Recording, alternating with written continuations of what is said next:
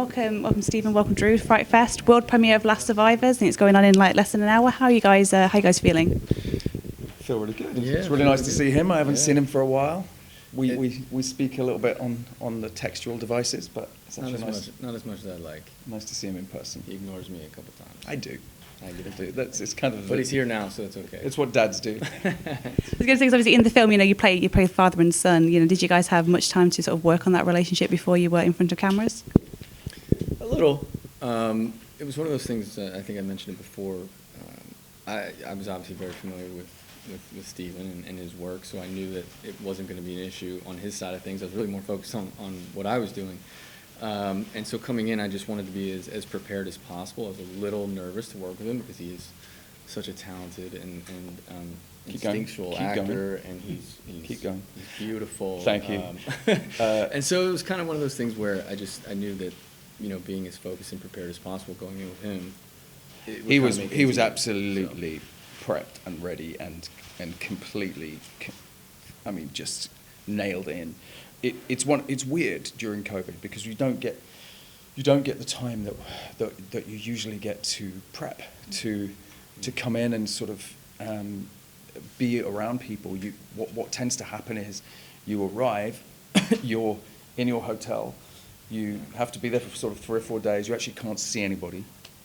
So the sort of prep was really, once I got released from quarantine, we literally had like a sort of day, but we were in the same hotel and we were just sitting and talking through it and what we wanted to achieve, and Drew was excellent in terms of like kind of trying to create this symbiosis that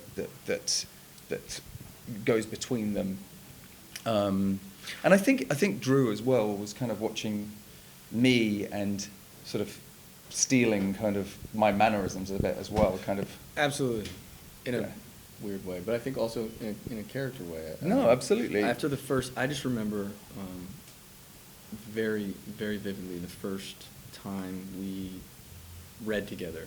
We read scenes together. It kind of just felt really natural, I guess, in a way, and it was. I think from that moment, all the nerves kind of fell away, and it just flowed.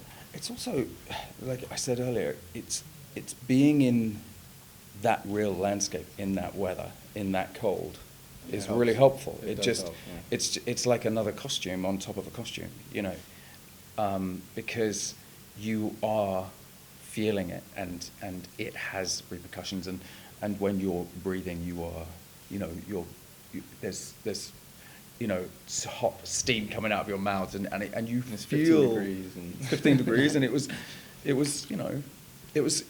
great, and the locations were great, and so it did feel, that house that we went up to at the end and was middle of nowhere, and icy cold snow. It was beautiful, wasn't it? Yeah, it was.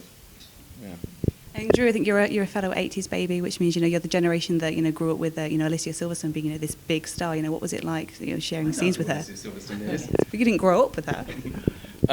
Yeah, obviously I knew everything there is to know about her. I'm glad she's not here. But going into it, it was just one of those things. As an actor, you don't know what someone's going to bring to. This is one of those. I like to call it was like a gorilla unit. Everybody needed to kind of be on the same page and have that same focus and same drive, and I thought we could make something really special. And she showed up, and just like Stephen, so prepared and so driven, and she's so instinctual as an actor. I mean, a lot of people don't know this. She kind of brings her own persona to each character, but what she brought to this was the same with him. It was like, from moment one, all those kind of emotions and uneasiness that you have going into it, because this is a stranger in a way, they just melted away because she is so talented. And, she did a really great job. She is really impressive. She's going to surprise a lot of people in this role for sure.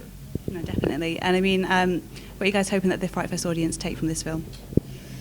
I mean, I hope they love it. Honestly, I really do. I hope they see that this is a story about humanity, and You know, it's a love letter to humanity. It's an exploration of humankind, and I think in this moment that's very important with everything going on around us. I think it's really important to kind of understand that. You know, we all have that dark side to us, right? So. Yeah, and it's about how far you will go for your love. Yeah. You know, how deep is your love? How deep is your love?